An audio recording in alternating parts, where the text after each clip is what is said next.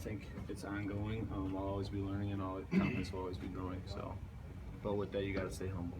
You mentioned you guys are just playing, having fun out there. How much better is it when you're just having fun? Like, not like, is it easier too when you're just having fun? Definitely. You definitely have to realize it's a game, and you have to have fun with it. Otherwise, it's not enjoyable at all, and you're not going to be on the same page. So, after you make a play, it's important to not necessarily celebrate and get a penalty, but it's hard to make a play in college football. So after you make a play, go over to your buddy and pat him on the back and say, "Heck of a play, man," and have fun with it, because at the end of the day, it is a game, and you're only doing this for so long, so have fun with it. You said you're always learning the position. Is there anything about playing outside linebacker you're still not 100% comfortable with, or maybe something you still feel like you need to get a lot better at? I wouldn't say I'm not comfortable with anything, but just continuously footwork, pad level. I'm a taller guy at outside linebacker, so my pad level is really key for me. And just leveraging certain runs, and also pass coverage, just continually improving in certain areas week in and week out. Kind of intriguing to you knowing that you're really only scratching the surface of what you're doing right now? Definitely. We broke down the film yesterday of the game on Saturday, and there's a lot of plays left on the table. So it's definitely encouraging to know that there are a lot of plays left that are left out there, but at the same time, it's also a little bit like, dang it, I could have had a couple more tackles. But I think defensively as a whole, we're still improving. We're still scratching the surface, and there's the sky's the limit. What part of playing the position came naturally to you right away last year? Was it playing against the run or rushing the passer, or anything that came more naturally than others? I think overall it's just the mindset. I love getting after the ball, getting after the passer, and just making plays when my number doesn't have to be called necessarily. I always say as playing a tight end, you had to wait for the ball to be thrown to you. You had to wait the ball to be run to your side to really have an impact. So I like, as a defender, you don't have to be blitzing to make a tackle or to make a pass breakup or something like that. So I just think in general the mindset really came to me naturally.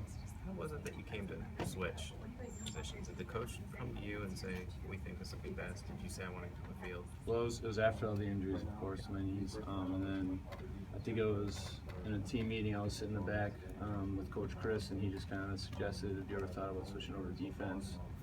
And I just kind of chuckled a little bit and said, "Yeah." I mean, I did in high school a little bit. It was fun, and then he was like, "No, seriously, you should think about it." And I went home that night, kind of talked to my family, my brothers as well.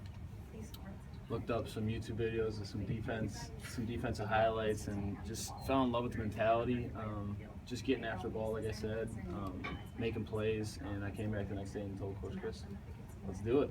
A month before camp last year, so it's been a heck of a year since then. Those YouTube clips did you pull up? Couple J.J. Watt, Von Miller, just outside linebackers. He said it'd be at outside linebacker, so just some guys that get after the passer, some Lawrence Taylor, just certain guys like that. I just fell in love with the mentality. Did J.J. encourage you to switch over to the defense? He didn't encourage me. He said it's your decision, but obviously he said you have the skill set to do it if you want to do it. There was no pushing or pulling me in one direction or not. They'll never do that to me. T.J., defensively, you guys have had some challenges so far for that. You got talked about Akron's spread last week. Michigan State could run the ball, throw it well, what they did against Notre Dame. What's the challenge this week against Michigan, which I think has scored 40 points in every game so far this year, 40 people? I think just playing our ball. No matter who the opponent is, we just have to stay true to ourselves and play our ball. Smart, tough, dependable football like Wisconsin always does. Have you looked at much tape of Michigan's offense yet? A little bit. School starting, so a lot more academics, but I've gotten to look a little bit at it. I need to look a lot more before I evaluate them. Are there certain things, I don't know how much football you talk with JJ, but that you both play defense now that he gives you pointers on, or things that you lean on him? For the most part, no. I'd say 10% of the time we talk, it's about technique and stuff like that, but it's more, I'll take a video of a pass rush or something, and I'll shoot it over to him, and he'll kind of critique hand placement, footwork. But no, it's never out of my way to get tips from him. What do you think the strength of this unit overall is defensively? Is it being able to hold a point against the run, being able to flow from sideline to sideline to get teams if they try to stretch you out or get at the passer? What do you think? I'd say it's just having fun with it. Just our depth as well. You saw a linebacker. We had 4 outside linebackers play. I think also 4 inside linebackers play.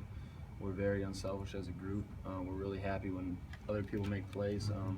So it's not like you see a guy make a play and like, dang, that should have been me. You're honestly really happy for him. We're just having fun with it, and it's been a fun year so far, and we hope to continue. When you think of Michigan, what do you think of? What's the first thing that pops in your head? The big house, just a lot of fans, over 100,000 fans screaming, and I cannot wait to play there. You've been there before? Never been there before.